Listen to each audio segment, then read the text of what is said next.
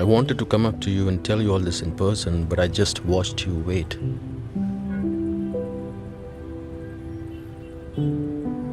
You look beautiful. চোখের ভাষা দিয়েও যে গভীর অভিনয় সম্ভব তা বারবার প্রমাণ করেছেন কিংবদন্তি অভিনেতা ইরফান খান। ঠিক 6 বছর আগে দীর্ঘ ক্যান্সারের সঙ্গে লড়াইয়ের পর আজকের দিনেই শেষ নিঃশ্বাস ত্যাগ করেন তিনি। মাত্র 53 বছর বয়সে তার এই অকাল প্রয়াণে শোকাহত হয়েছিল পুরো বিশ্ব, যার অভিনয়ে মুগ্ধ ছিল দেশ বিদেশের দর্শক।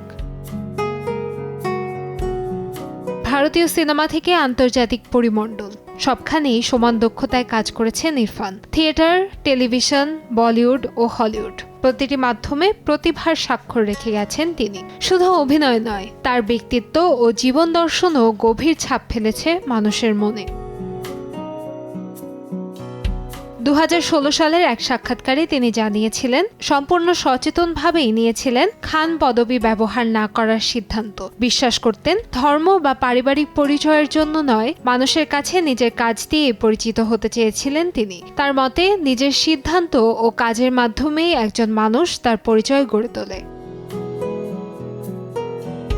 2018 সাল থেকে নিউরো এন্ডোক্রাইন টিউমার নামের বিরল রোগে আক্রান্ত ছিলেন ইরফান। অসুস্থতা নিয়েও কাজ চালিয়ে যান তিনি এবং তার শেষ চলচ্চিত্র ইংরেজি মিডিয়ামের শুটিং সম্পন্ন করেন। পরিচালক হোমি আদজানিয়া একবার জানতে চেয়েছিলেন এত অসুস্থতার মধ্যেও কেন তিনি কাজ করতে চান। উত্তরে ইরফান বলেছিলেন, অভিনয়ে তার জীবনের মূল শক্তি, এটি তার কাছে এক ধরনের আধ্যাত্মিক সাধনা।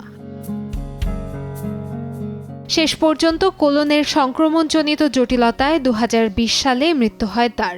মৃত্যুর মাত্র 1 মাস আগে 2020 সালের মার্চে মুক্তি পায় ইংরেজি মিডিয়াম। কান্তাময়ী স্নেহা, সময় সংবাদ, ঢাকা।